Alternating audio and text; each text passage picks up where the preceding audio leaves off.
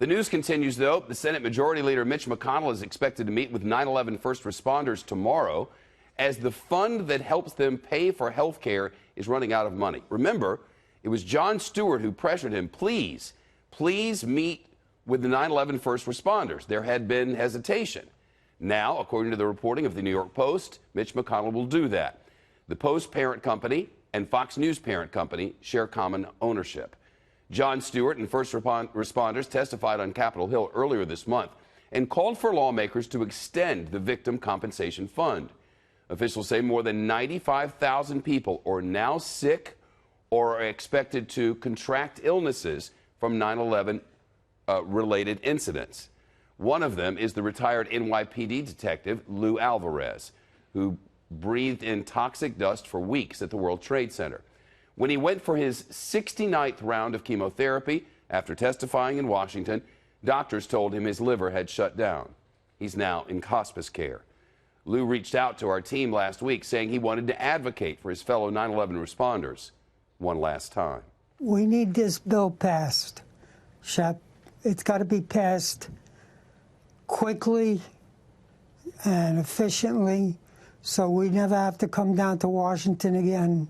Lou Alvarez. So John Fiel, a former World Trade Center recovery worker and advocate for first responders, talked to the New York Post about tomorrow's meeting with Majority Leader McConnell. He says they, quote, come in peace, but are prepared for anything. Our chief congressional correspondent, Mike Emanuel, reporting. He's live on Capitol Hill. Mike?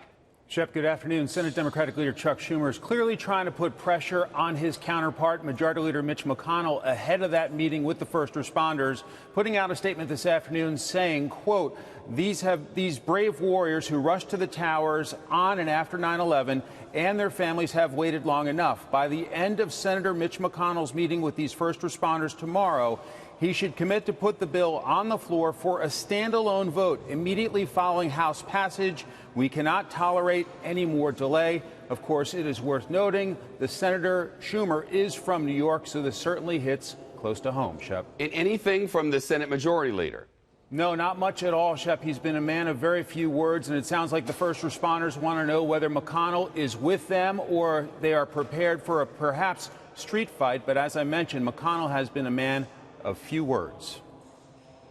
We've never left the 9/11 victims behind. I don't know how many times I can say we've never left the 9/11 victims behind, and we won't again.